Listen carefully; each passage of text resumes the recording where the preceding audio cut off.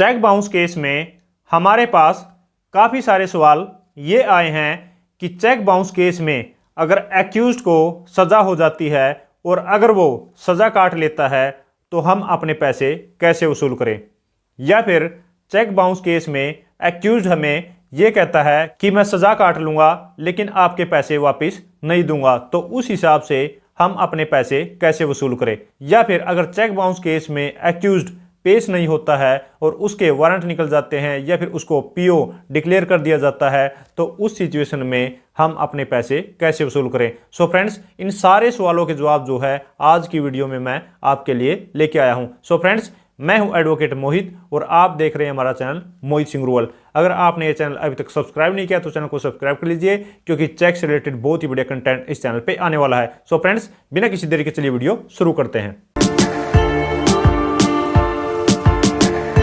सबसे पहले हम बात कर लेते हैं कि अगर चेक बाउंस के केस में अपराधी पेश नहीं होता और उसके खिलाफ जो है वारंट पीओ डिक्लेयर उसको कर दिया जाता है, तो उस सिचुएशन में आप अपने पैसे कैसे निकाल सकते हैं। तो इसके रिगार्डिंग मैं आपको एक प्रोसीजर के हिसाब से बता देता हूं। आप उसके खिलाफ एक केस डालते हैं और केस में उसको हो जाते हैं सम्मन्स। अगर वो सम्मन पर नहीं आता तो उसके खिलाफ इशू हो जाते हैं बेलेबल वारंट्स। अगर वो बेलेबल वारंट्स पर भी नहीं आता तो उसके खिलाफ जो है नॉन बेलेबल वारंट इशू हो जाते हैं।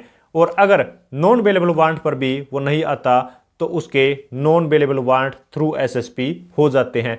और अब भी अगर वो नहीं आता तो उसकी प्रोक्लामेशन प्रोसीडिंग्स जो हैं, जिसको हम बगोड़ा प्रोसीडिंग्स भी कहते हैं, वो उसके खिलाफ शुरू हो जाती हैं और नेक्स्ट डेट पे उसको जो है प्रोक्लेम्ड ऑफेंडर या फिर जो प्रोक्लेम्ड पर्सन उसको डिक्लेयर कर दिया जाता है। तो अब यहाँ पर आपके पास दो ऑप्शन होते हैं। एक तो ये कि आप आराम से घर पर बैठ जाएं और ये वेट करें कि एक्यूज इस केस में कब पेश होगा और हमारे जो पैसे कब वसूल होंगे। लेकिन दूसरा ऑप्शन आपके पास ये है कि आपने एक एप्लीकेशन फाइल करनी है under section 174A of IPC. इससे क्या है कि वो प्रोक्लेम्ड ऑफेंडर या फिर प्रोक्लेम्ड पर्सन होने के बाद भी उस केस में पेश नहीं हुआ तो उस पे एक अलग से एफआईआर जो है वो दर्ज हो जाएगी और वो जो एफआईआर है वो कोर्ट की डायरेक्शन पर होगी।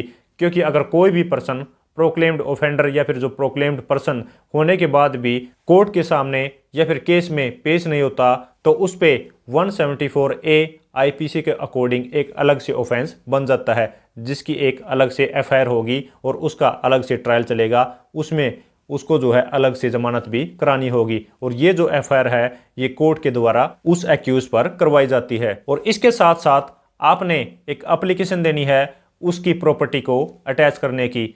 तो आपने क्या करना है कि अगर वो केस में पेश नहीं होता तो जब भी वो पीओ डिक्लेयर होता है तो आपने application for attachment of property देनी है। उसमें जो है उस एक्यूज्ड की जो भी मूवेबल या फिर इमूवेबल प्रॉपर्टी है उसकी आपने डिटेल देनी है, तो कोर्ट जो है उसको अटैच कर लेगी अंडर सेक्शन 83 सीआरपीसी। और वो अटैच करके जो है उसकी प्रॉपर्टी को ऑक्शन भी किया जा सकता है और जो आपका अमाउंट है उसकी भी रिकवरी की जा सकती है। तो अब हम बात कर लेते हैं कि अगर वो जो पर्सन है वो चेक बाउंस के केस में पेश होता है और पेश होने के बाद ये कहता है कि मैं जेल काट लूँगा लेकिन आपके पैसे नहीं दूंगा, तो ये उसका भरम है। अगर वो जेल भी काट लेता है तो भी आप उससे जो है वो पैसे रिकवर कर सकते हैं, क्योंकि नॉर्मली हर पर्सन का मोटिव यही होता है कि मेरा जो अमाउंट है वो मेरे को मिल जाए। उसका मेन मोटिव जो है वो ये नहीं होता कि इसको मैंने जेल भेजना है। ये सिर्फ 100 केसेज में से 5% का मोटिव होता है कि मैंने इसको जेल भी भेजना है, लेकिन मोस्टली हर पर्सन का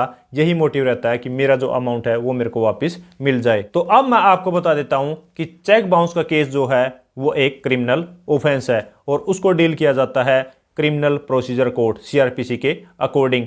तो अब यहाँ पर नॉर्मली हर पर्सन को ये भ्रम रहता है कि अगर मेरे खिलाफ चेक बाउंस का केस हो जाता है या फिर कंप्लेनेंट भी यही सोचता है कि अगर एक्यूज ने जो सजा काट ली तो उससे पैसा रिकवर नहीं हो सकता। ऐसा इसमें बिल्कुल भी नहीं है, उसको सजा भी काटनी पड़ेगी और आपके जो पैसे हैं वो भी देने पड़ेंगे। और इसके साथ साथ मैं आपको ये भी बता देता हूं कि चेक बाउंस के केस में जो अमाउंट किस तरीके से ऑर्डर होता है।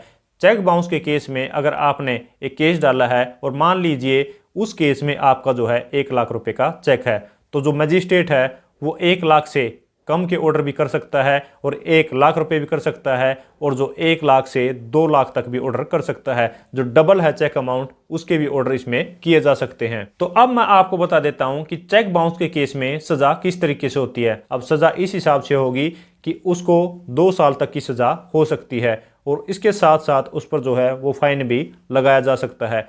और अगर उस पर फाइन लगाया गया है तो उस फाइन को अगर वो पे नहीं करता तो उस सिचुएशन में उसको अलग से सजा भोगनी पड़ती है। मान लीजिए उसको कोर्ट ने 1 साल की सजा सुनाई है और ये कहा है कि अगर ये फाइन पे नहीं करता तो इसकी एडिशन में इसको 6 महीने की और जेल काटनी पड़ेगी। तो उसको 1 साल अपनी सजा का काटना पड़ेगा, और साथ में ही जो 6 महीने का अलग से ऑर्डर हुआ है, जो उसने फाइन नहीं पे किया है, तो वो भी 6 महीने उसको जेल काटनी पड़ेगी। तो यहाँ पर अगर वो सिर्फ जेल का जो ऑर्डर हुआ है, जो उसकी पुनिशमेंट के ऑर्डर हुए हैं, अगर उसको काटता है तो आप उससे फाइन कैसे रिकवर कर सकते हैं। वो रिकवर होता है अंडर सेक्शन 421 CRPC। वो जो भी उसकी मूवेबल प्रॉपर्टी है या फिर कोई भी उसकी इमूवेबल प्रॉपर्टी है तो उसको आप अटैच करवा सकते हैं, और उसकी अटैचमेंट के बाद उस प्रॉपर्टी को ऑक्शन करवाया जा सकता है, और उससे जो भी अमाउंट रिकवर होगा तो उससे आपके अमाउंट की रिकवरी हो सकती है। तो अब यहाँ पर एक सवाल ये भी आता है कि अगर वो जो उसकी सजा बुली है वो भी काट लेता है, और उसके अलावा जो भी उसको फाइन के रिगार्डिंग सजा दी गई है वो भी काट लेता है, तो अब हमारा क्या होगा। तो यहाँ पर अगर जजमेंट में कोई भी स्पेसिफिक रीजंस जो है, वो मैंडेटरी रीजंस जो है रिकवरी के नहीं लिखे गए हैं, तो आपके फाइन की या फिर कंपनसेशन की या फिर अमाउंट की रिकवरी नहीं होगी। तो इसके लिए आपको क्या करना है, इसका सोल्यूशन ये है कि जब भी मैजिस्ट्रेट इसमें रीजनिंग देंगे या फिर जजमेंट देंगे तो उसमें स्पेसिफिक मैंडेटरी आपने ये लिखवाना है कि जो कंप्लेनेंट को लॉस हुआ है और उस लॉस की रिकवरी जो है वो बहुत ही मैंडेटरी है। तो अगर एक्यूज जो है वो सजा भी काट लेता है तो भी आपके अमाउंट की रिकवरी हो जाएगी। तो अब यहाँ पर जो भी एक्यूज से फाइन मिलेगा या फिर उसकी जो प्रॉपर्टी है उसको अटैच करने के बाद जो भी फाइन मिलेगा, उसमें से जितना भी कंप्लेनेंट का अमाउंट बनता है तो वो हिस्सा जो है वो कंप्लेनेंट को दे दिया जाएगा और बाकी का एक्यूज को दे दिया जाएगा। और ये होता है अंडर सेक्शन 357 CRPC। तो इस तरीके से जो है वो आप अपने अमाउंट की रिकवरी एक्यूज से कर सकते हैं अगर वो सजा भी काट लेता है। लेकिन अगर उसके पास कुछ भी अमाउंट नहीं है, ना ही उसके पास पैसा है, ना ही उसके पास ज्वेलरी है, ना ही जो उसकी कोई सैलरी आती है, और ना ही उसके पास कोई इमूवेबल प्रॉपर्टी है, जमीन मकान प्लॉट कुछ भी उसके पास नहीं है, वो बिल्कुल ही निल है, तो उस सिचुएशन में आपका जो है वो अमाउंट खत्म हो जाएगा, आपका जो पैसा बिल्कुल ही डूब जाएगा। तो उसमें जो है वो आपके पैसे निकलने के चांसेस बिल्कुल ही 0 हो जाएंगे। लेकिन इस सिचुएशन में भी आप एक काम करवा के वो जरूर छोड़ सकते हैं, वो ये है कि जो भी उसके बैंक अकाउंट है उनको आप अटैचमेंट करवा के छोड़ सकते हैं कि उसके अकाउंट में जब भी पैसा आएगा तो वो जो है वो अटैच रहेगा, और उससे आपकी रिकवरी जो है वो पॉसिबिलिटी उसकी हो सकती है इन फ्यूचर अगर कभी ऐसा हुआ तो। सो फ्रेंड्स, ये थी वीडियो जिसमें आपने जाना कि एक्यूज्ड अगर आपको पैसे देने से मना करता है और ये कहता है कि मैं जेल भी काट लूंगा, तो आप उससे जो है वो पैसे की रिकवरी कैसे कर सकते हैं। सो फ्रेंड्स, अगर ये वीडियो आपको अच्छी लगी है तो लाइक कीजिए, शेयर कीजिए, और अगर आपने ये चैनल अभी तक सब्सक्राइब नहीं किया तो चैनल को सब्सक्राइब कर लीजिए, क्योंकि चेक से रिलेटेड बहुत ही बढ़िया कंटेंट इस चैनल पे आने वाला है। सो फ्रेंड्स, इस वीडियो में इतना ही, मिलते हैं नई वीडियो में नई किसी लीगल टॉपिक के साथ। तब तक के लिए thank you so much, bye bye.